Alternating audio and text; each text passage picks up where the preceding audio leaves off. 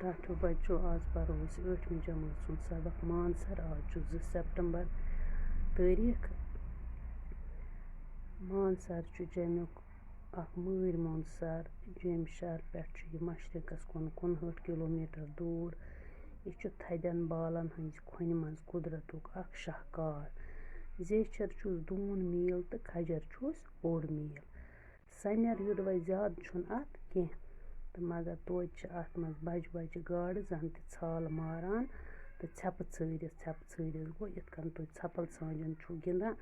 अख अकिस चूर बेहवान तथ वन छप छरिस गिंदान आसान किस बतख ति अत मज गहे आब बिठ तो गहे आबस मज दुम्बक दिवान नजर गसान यह पुरसकून जाय अत रोजन खतर वारिया कम लर लर गई मकान वन गो सरकारन कह रेस्ट हाउस तामीर करनमित दोहस अत सैलानियन हज रज लजमत सैलान गई यम चकरस और रज गो रश वारिया ताहम अक्सर सैलान दोह डलवुन अत नेरुन हेवान पत युथु दोह डलान दोपहर पत दिगर पत नेरान अत सैलान हेवान नेरुन सरस अंद अंद खुशवन सदा बहार गो यम हमेशा सब्जा सब्ज रोजान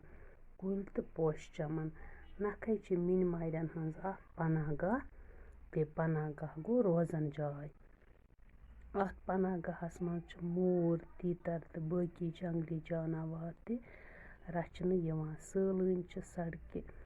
नज़ार वुचन पत सैलान सरुक नज़ार सड़क न कह सॉरी सैलान सरुक नज़ार वुचन पत जरूर यह पनाह गाह वुचने गसान कुस पनाह गाह यथ मज मोर तीतर तो बाकी जंगली जानवर रचन मानसर इलाकस तो सरस मजहबी तो तवारीखी अहमियत ते सर किस बठिस पे अकि प्रान महल खानक आसार गई प्रान कि निशान महल खानस नखे ब्याक मंदोर ते सरस नखे कह प्रान मंदिर ते अत जेठ जून पच 7मि दह बोड़ मेल लगान अकीदत मंद नचान गेवान गिंदान तो पूजा करान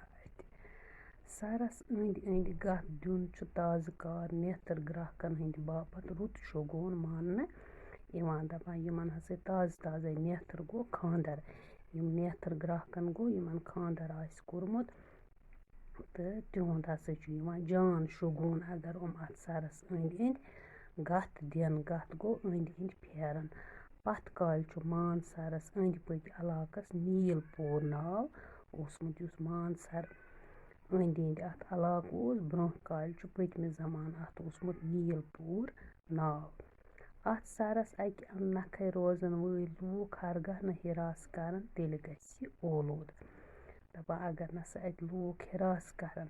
तेल गि ओलूद तुम त्रावन ोट ेठ गंद तेल गि सर मुकुर ओलूद गो मुकुर गि नासाब गि दपान सैलानियन ते पज न अम जाय हंज शूब खराब करन सैलान गई यम और चकरस यन तिमन ते पज न अम जाय हंज शूब खराब करन कह ोट तो ेठ पज न त्रावन अत गसन पॉलिथीन लिफाफन हंदिस इस्तेमालस पे पूरा पाबंदी लागन इन अमि सरुक हुसन तो शोचन रचन बापत गि एहतियात युन वर्तावन बालन हंज कोच मज दोद प्याल पट ग्राय मारुन यह झील वुचित इंसान खुश गसान तो सुरूर प्रावान दपान युस हसा यमन बालन हंज खोन मज कोच गई खोन मज हसा यह जन यह दोद प्याल हूँ यह ग्राय मारान यह झील कुस झील मानसर यह वुचित हसा इंसान खुश गसान तो अत अलगै सुरूरा प्रावान तो कुस सर पोर आज मानसर यह जमुक मर मोंद सर जम पे 59 किलोमीटर दूर बालन हंज खोन मज जेचर कोता दून मील तो खजर ओड मील बच्चों इंशाल्लाह आज पोर सबक मानसर पगह करो अमिक सवाल जवाब।